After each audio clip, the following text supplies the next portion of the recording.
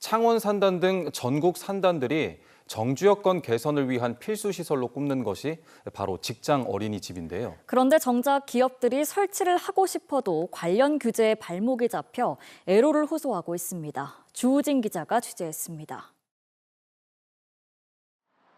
현대차그룹 자동차 부품 방산 분야 대표 계열사인 창원 현대위아의 공장 근처 직장 어린이집입니다. 각종 지원으로 직원들 만족도가 높아 지난해 정원을 늘리고 시설도 보강했습니다. 아동 수 대비 교사의 비율이 높다 보니까 선생님들이 아이들 한 명 한 명에 대해서 굉장히 관찰을 잘 해주시고 조금 애가 아프다 싶을 때 언제든지 이제 아빠나 엄마가 달려올 수 있으니까 그 점이 좋습니다. 하지만 경남의 산단에서 이런 직장 어린이집을 찾아보기가 쉽지 않습니다. 입주 기업이 2,800개가 넘는 창원 산단만 해도 직장 어린이집이 겨우 8곳에 그칩니다. 관련 규정이 발목을 잡습니다. 대기 오염물질 배출 시설 등 위험 시설이 있는 공장은 외벽에서 50m 떨어진 곳에 설치해야 하기 때문입니다. 위험 시설의 범위를 시설물 그 자체가 아닌 시설물이 설치된 장소로 간주하는 탓입니다. 공장들이 붙어있는 산단 특성상 규정에 맞춰 부지를 구하는 것 자체가 쉽지 않습니다. 이런 사정은 창원 산단뿐 아니라 전국 대부분의 산단이 마찬가지입니다. 기업들은 50m 이격거리의 기준을 공장이 아닌 위험시설물로 잡아야 한다는 입장입니다. 대기 오염물질 저감시설이나 전기 현장 감독 등으로 위험 요소를 충분히 관리할 수 있다는 겁니다. 현실적인 제약에 애로를 호소하는 만큼 지자체들도 나서기 시작했습니다. 기업들은 제도적 유연성을 요청하는 것 같습니다. 향후 법령 해석에 있어서 단서 조항 등 제도적 보완이 필요하다는 판단이 들 경우에는 도청 법무 담당관실과 협의해서 신중하게 검토해 볼 계획입니다. 특히 문화 선도산단으로 지정된 창원 국가산단의 정주 여건 개선을 위해서는 규제 완화 노력이 반드시 동반돼야 할 것으로 보입니다. KNN 주우진입니다.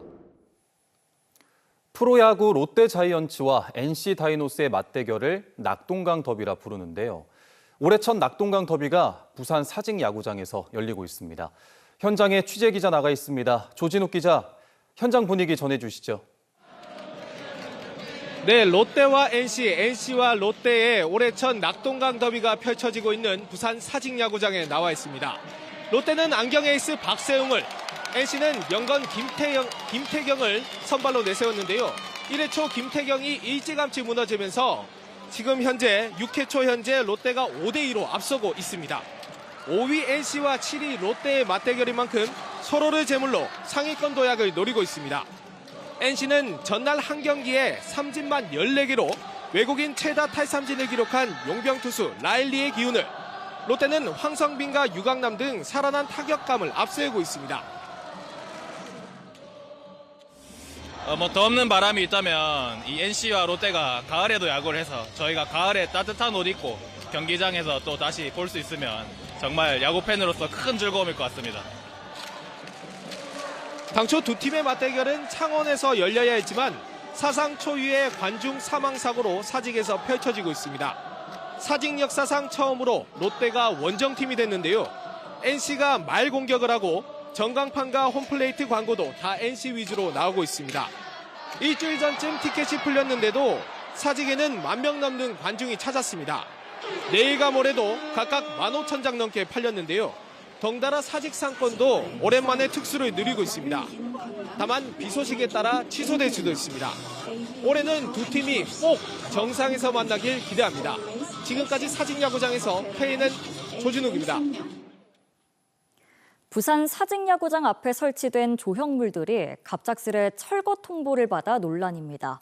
무허가 조형물들이라는 이유인데요. 결국 투입된 세금 수억 원이 허공에 사라질 상황이 됐습니다. 최혁규 기자가 현장 취재했습니다. 부산 사직야구장 입구에 설치된 붉은색 조형물. 지금은 사라진 사직야구장의 명물, 봉지 응원 문화를 형상화한 겁니다. 처음에는 평가가 썩 좋지 않았지만 이제는 야구장을 찾는 팬들의 포토존 가운데 하나 역할을 합니다. 근데 저희가 사진 같은 것도 야구장에서도 많이 찍고, 솔직히 말하면 SNS가 많이 발달되니까 인터넷 같은 거 검색하다 보면 이런 건축물들도 앞에서 많이 찍더라고요. 그래서 저희도 종종 찍으러 옵니다. 하지만 야구 팬들의 명물이 된 이 조형물은 조만간 철거될 예정입니다. 설치 과정에서 관련 심의조차 열리지 않았기 때문입니다. 이 조형물은 지난 2020년 동래구가 사직야구장 테마거리 조성 사업의 일환으로 설치했고 당시 1억 원이 넘는 비용이 투입됐습니다. 하지만 심의를 받지 않았기 때문에 공공조형물 관리대장에 등재가 되지 않았습니다. 결국 억대의 불법 조형물이었던 셈, 여기에 통행을 막는다는 민원도 있었습니다. 보행 환경을 저해하는 것이 가장 큰 주요한 이유이고 시민들의 그 시각적인 혐오감을 야기한다거나 주변 환경과 어울리지 않는 그런 시설물들.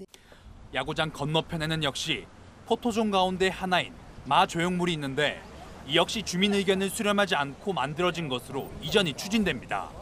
두 조형물을 철거하고 이전하는데 또 수천만 원이 듭니다. 허술했던 행정으로 인해 설치 당시 투입된 억대의 돈도 허공에 사라지게 됐고 철거와 이전 비용까지 추가로 또 들어갈 처지가 됐습니다. KNN 최혁규입니다. 사업비 7,800억 원을 들여 추진한 양산 도시철도 사업이 공사 마무리 단계에 들어갔습니다.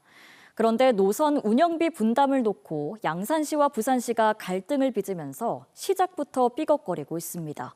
최한솔 기자가 취재했습니다. 부산 도시철도 1호선 종점인 노포역에서 양산 북정동을 잇는 양산도시철도 공사 현장입니다. 11.4km 구간으로 부산과 양산의 광역교통망과 양산 내부 교통을 담당할 핵심 교통망입니다. 이제 공정률 88%를 넘기면서 오는 6월부터 시험 운행에 들어갈 예정인데 변수가 나타났습니다. 운영비를 놓고 양산시와 부산시가 맞부딪힌 겁니다. 양산 중앙역에서 2호선으로 환승되도록 건설했는데 정작 해당 구간 운영비를 서로 낼 수 없다고 미루는 겁니다. 양산시는 기존 2호선의 연장 구간인 만큼 부산교통공사가 운영비를 책임져 달라는 입장입니다. 반면 부산시는 양산시 소유 구간을 왜 우리가 맡아야 하냐고 반박합니다. 양산시 자체로는 연간 운영비 170억 원도 빠듯해 운영업체를 구하기 어려운 만큼 이대로면 답이 없는 상황입니다. 15억 정도 중반에서 왔다 갔다 할 정도인데 기초지자체에서 이 정도 부담하기에는 조금 많은 재정적인 여력이 좀 사실은 되지는 않은 부분. 이 업무를 보기 위해서 또 별도의 인원을 또 추궁해야 되는 문제. 하지만 부산도 기존 2호선 양산 구간에서 매년 200억이 넘는 적자가 나는 만큼 더 이상은 안 된다는 입장입니다. 각자의 소유별로 최근에 대구 이제 경산하고 이럴 때도 각자의 그 구간에 들어가는 거는 자치단체별로 분담을 다 하고 있는 상황입니다. 실무진들 사이에 입장차가 좁혀지지 않는 가운데 다 지어놓은 광역철도망이 하루빨리 활용되기 위해서라도 이제 두 단체장이 직접 만나 해결책을 찾아야 한다는 목소리가 높습니다. KNN 최한솔입니다.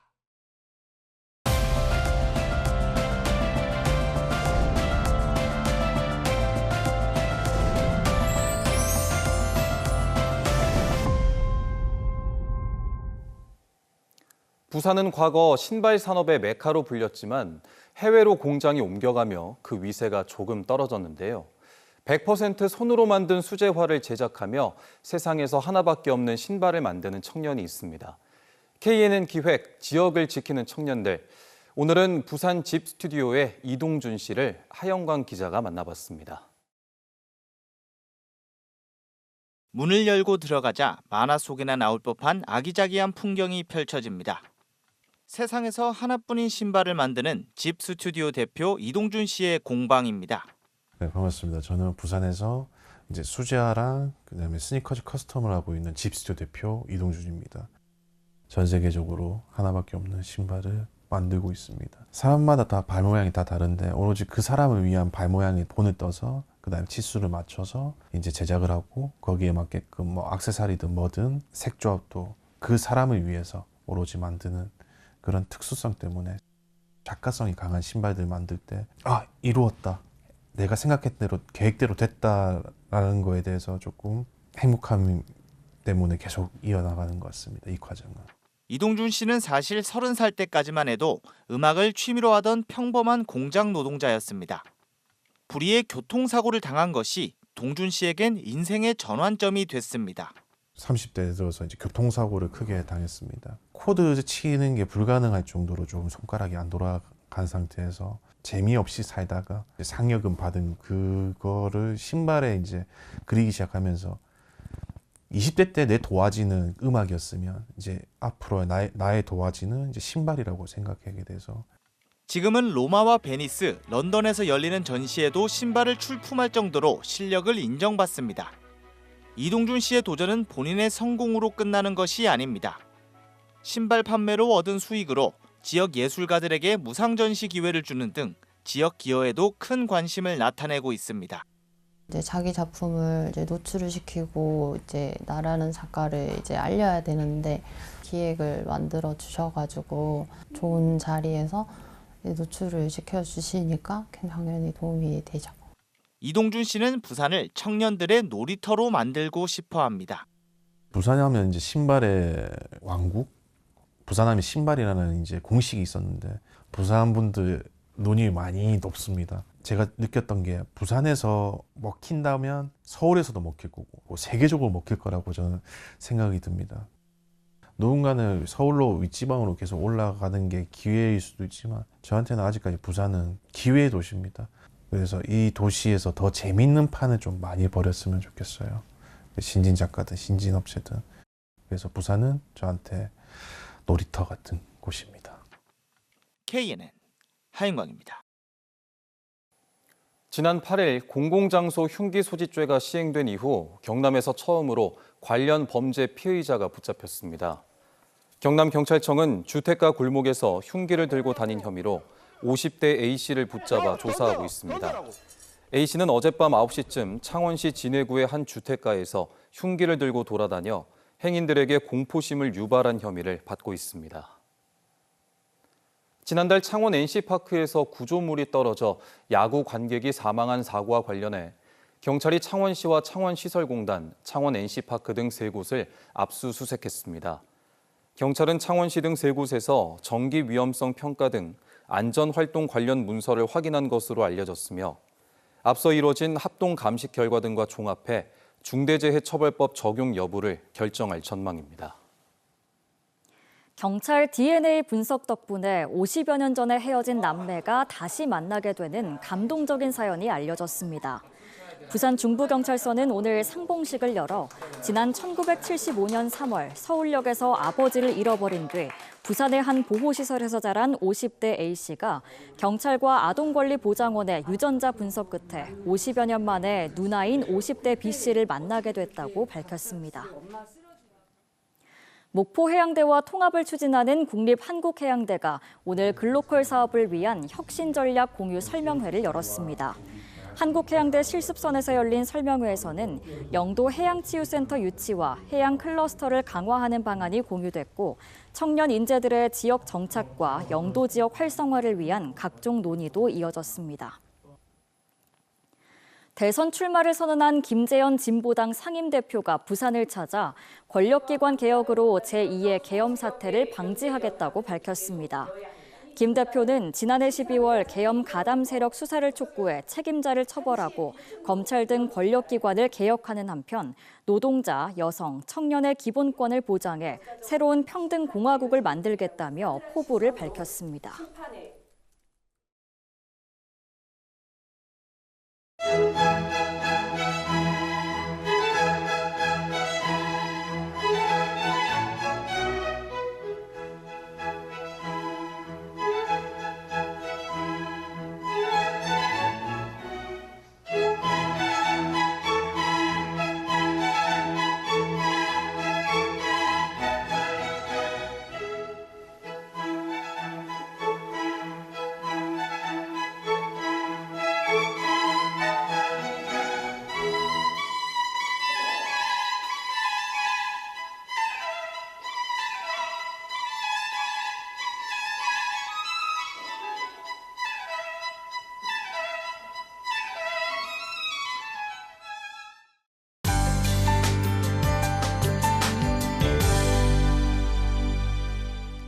주말인 내일은 날이 좋지 못하겠습니다. 내일 오후부터 모레 새벽까지 봄비가 요란하게 내릴 텐데요.